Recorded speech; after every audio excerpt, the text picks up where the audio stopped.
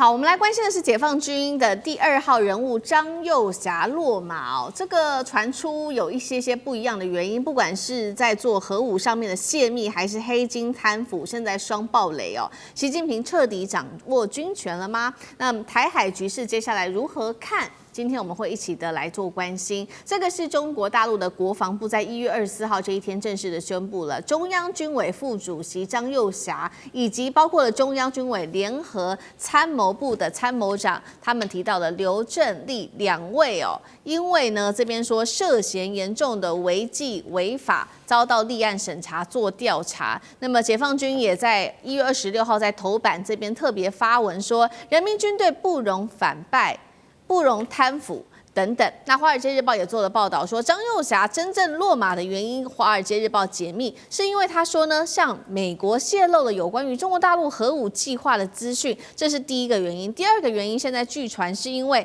内部调查指出，张幼霞有帮助提拔中国大陆前国防部长李尚福，借此来换取巨额的贿赂。现在指出有2个重要的原因，委员怎么看？这背后到底有什么样子的地下交易或秘密吗？这里面到目前为止都很难精准的去判定到底发生什么事啊。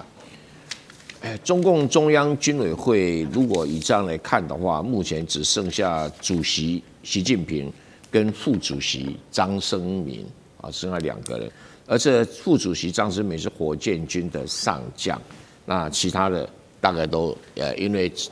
各种事件而下台。而这一次指控张幼霞的用词，我仔细看是有点的特殊。第一个特殊的地方是说，他指控他破坏党组军委会主席负责制，也就是这里挑战到的习近平的权威啊，很明显用这个字眼就表示他公开或者在军队里面跟习近平唱反调，啊，所以这是一条罪状。第2条罪状就是说他贪腐，但是国外的媒体是说他涉及收钱帮李尚福升为国防部长，那大陆的媒体倒是没有提到李尚福的事，会不会从李尚福的案子里面延伸过来不清楚啊，都是这样贪腐。那第3个罪状呢，就是没有遵守党的纪律。跟党的纪律是什么东西呢？那《华尔街日报》说，他有把核武器的计划泄露给美国人，那这个都是《华尔街日报》额外的新闻，在大陆上倒是没有这方面的新闻，所以这个里面不管哪一条在任何一个国家里面都是比较重大的事情，比如你挑战最高统帅，然后你这个升官收钱，然后你泄露机密但是这么高位阶的人怎么会有这种事呢？他也70几岁了，70几岁的人通常不会有什么政治野心啊。到底发生什么事？真的是令人匪夷所思。那所谓参谋长这个刘振立他官位当然小一阶，但是也是解放军军方非常高阶的一个领导的将领。那整个军委会里面都有不适当的人选跻身其间，这个大陆的体制自我检讨、自我修正，这是必要的。好，那我们也看说，接下来张幼霞遭到清洗嘛，对于接下来解放军的整个体系会造成多大的冲击？等一下请吕舰长来带我们看，也是说是不是间接反映习近平已经在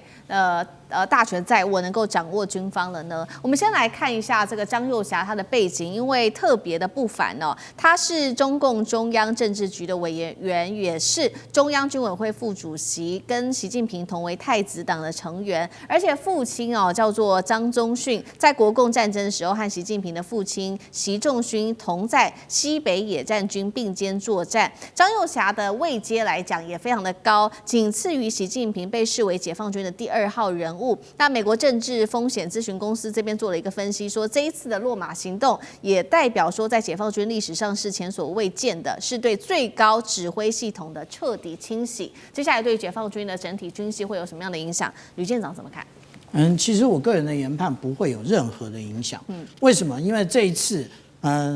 次落马的就是只有这2位哦。那当然，加上之前的，现在这一个有关于中央军委只剩下2员。那我想请教一下，如果有问题的话，那之前是怎么运作的？那以军方来讲啊，那解放军其实它这个是一般大家比较少了解的。但是如果以国军所对外公开的，我们有5级代理制度。5级代理制度，例如说舰长现在阵亡了，谁来替补副舰长？那副舰长阵亡了，谁来替补？那有可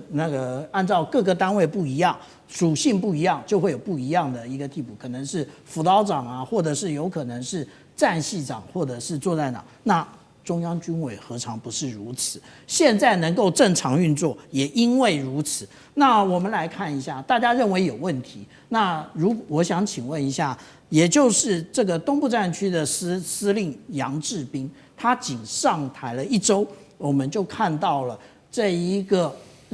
正义使命2025一样，这个军演也顺利完成，而且甚至他操演的距离更接近台湾，更进一步的抹除台湾的治权的部分。所以这就表达解放军对于这种各种的应对啊，他已经做好准备了。其实如果按照刚刚无论是主持人或者是郑源老师对于张幼霞的这个描述，他忘了一件事情啊，也就是听党指挥的部分。解放军在建立的时候，也就是建立了一个无法捍卫的一个准则，叫做党指挥枪。那其实党真正的总书记也就是习近平主席。那既然你挑战了习近平主席，那也就是你挑战了党，那当然你要继续的下去，继续的要能够任职下去也是个困难。所以解放军报今天在讲的就是永远吹响冲锋号，也就是他们不让这一些腐败继续的存在。但是这个腐败到底是什么？这个华尔街日报或者是其他报纸不要再吹牛了，连 CIA 都搞不清楚。之前不是特别有讲过吗？ CIA 最近10年其实要渗入中国大陆是非常困难的，因为中国大陆不断的在打除这一些CIA 的探员，而且甚至还有这个有关于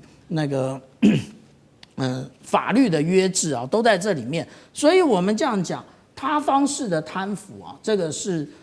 南华早报曾经对于这个从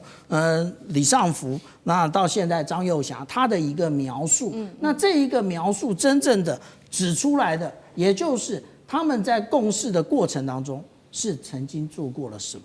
或者是他们曾经认识了哪些人。所以其实我们讲，当一个军人啊，饭不要乱吃，礼不要乱收，然后小孩不要送到西方去，因为这一些可能都是未来被拔除真正的原因。那至于说我们来看这个对台湾是不是会有进一步的影响，其实没有影响。我刚刚已经举了这个东部战区对台湾进行的这一个正义使命2025都能够顺利的推动。那至于说会不会更激进，也不会。为什么？因为其实他们都有代理人，不是空缺，然后由习近平主席主掌大权，这一个是完全做错误的判断。好，那针对对台湾会不会有影响？其实台湾的国防部长顾立雄也有被接受采访，他做了一个回应，他认为说，主要还是要从军事还有非军事的面向去做综合的判断，没有办法就这个高层的异动就来做判断。杨老师又怎么看？我比较谨慎一点了。我觉得台海的情势会受到影响。但是怎么样的影响要再去做评估。我个人认为张幼霞跟习近平之间一定在指挥系统上，或在某一个事情决策上出了严重的落差，然后呢不一致，甚至可能张幼霞跳过习近平做了一些决定或者是作为。我举2个最近的，就是解放军的事件。第一个就是在对台军演上，第2个就是辽宁舰的整个在穿越第1岛链和日本的军机的接触，看起来应该是整个当时对于高市早苗的发言的一个就是反制，因为那个时候的军演也是说为了要遏阻台独，以及就是因为美国要卖1.25兆武器给我们，同时也是为了嚇阻外力，那当然就是指高市。但是这个看起来很顺畅哈，可是如果内部他们的决策，张又侠在这个看起来好像是没什么问题的决策上，如果觉得理所当然就跳过了跟习近平之间的这种商量，或者是最后请求习近平做怎么样拍板的决定的时候，这个不是在上位者能够忍受的哦。我举最简单的例子，高市早苗要发布解散国会，他其实没有事先跟麻生太郎先去咨询，寻求他同意，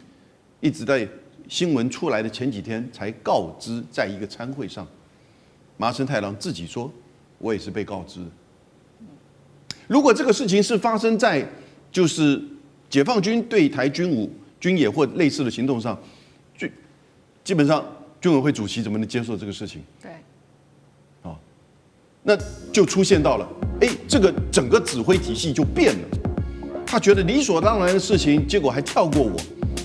那这个东西跳过我，还联合的是参谋长，因为你要看到参谋长是决定真正的军事行动下令者。